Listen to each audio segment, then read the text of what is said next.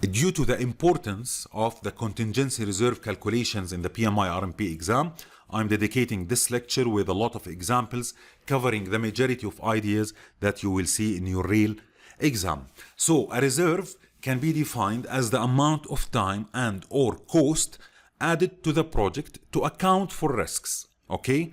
The amount of time, usually in days or in dollars. It's either in schedule or in budget. Okay? To deal with the project risks. And there are two types of reserves. The first one is the contingency reserves to deal with known unknowns like the residual risks, the risks we identified earlier and we accepted as part of the plan risk responses. We will deal with them once they occur in the project with the contingency reserves. Management reserves to deal with unknown unknowns like risks that have not been identified. So contingency reserves, you will deal with the pre-identified risks, while management reserves to deal with risks that we did not expect and we did not identify earlier.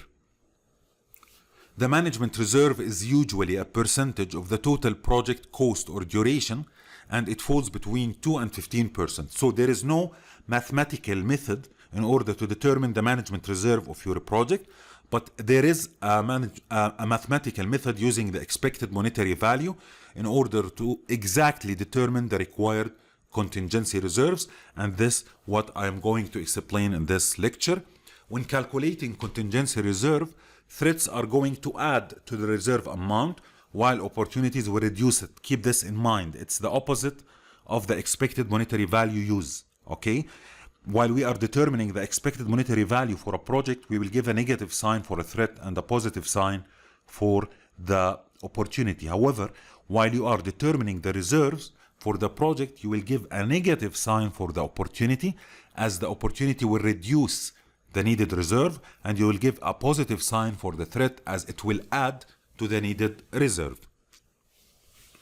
Contingency reserves are the finance for the project cost estimates by the project manager to deal with uncertain events or risks that may happen, known unknowns.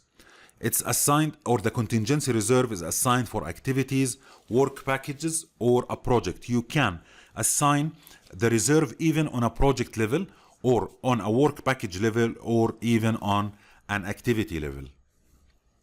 Now, it's very important to understand that the cost baseline includes the contingency reserve.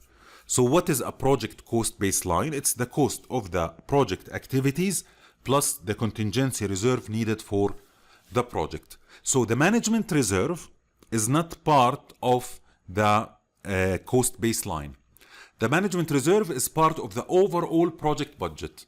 So what's the difference between the project budget and the cost baseline? It's the management reserve, and the same applies for the schedule baseline.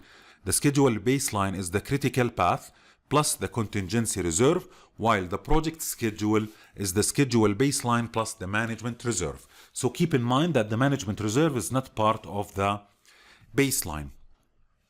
Now, imagine that you are determining or you are calculating the required costs for all the project activities.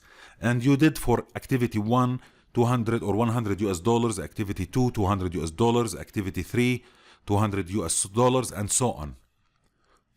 The next step is to do the sum up, okay, and do it on a work package level. These are the work breakdown structure levels. So you have the activity level, then the work package level, then you have the control account level, okay, then you can have the project estimates, which is the sum of the cost of all the control accounts in the project. But these three are levels in the work breakdown structure.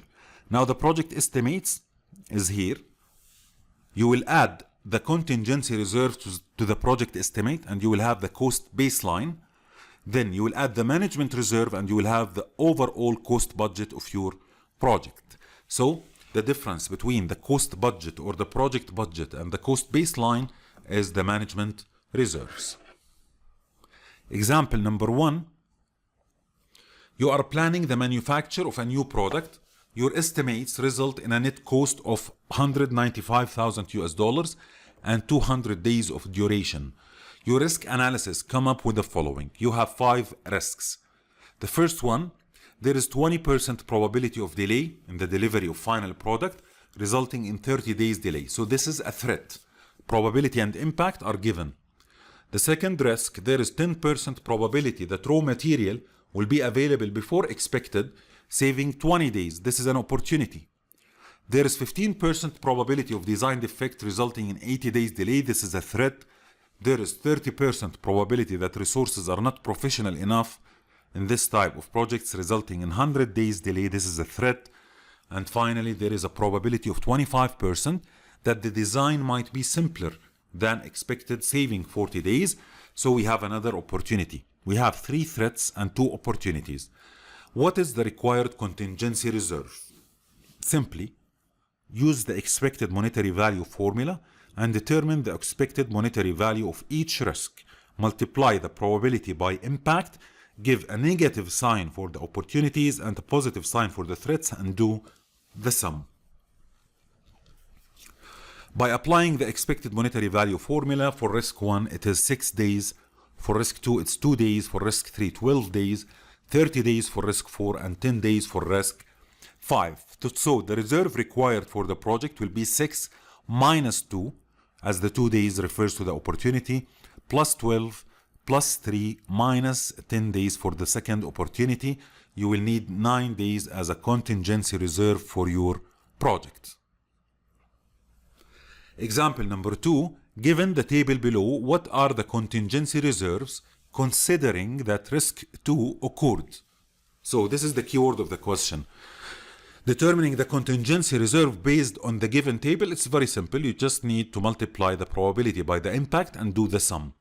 All of them are threats, so you will just do the sum. Now, the keyword or the trick of the question is that risk 2 occurred. So if risk 2 occurred, what does that mean? It means that you need to remove the impact of the risk from the contingency reserves. Why?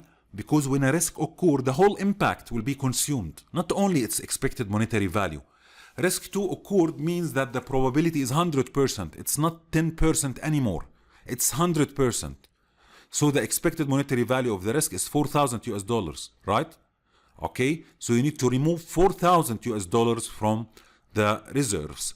So 20% by 6,000 US dollars plus 10% by 4,000 plus 25% by 10,000 plus 20% by 7,000 plus 10% by 20,000 will give you 7,500 US dollars. This is the reserve of your project.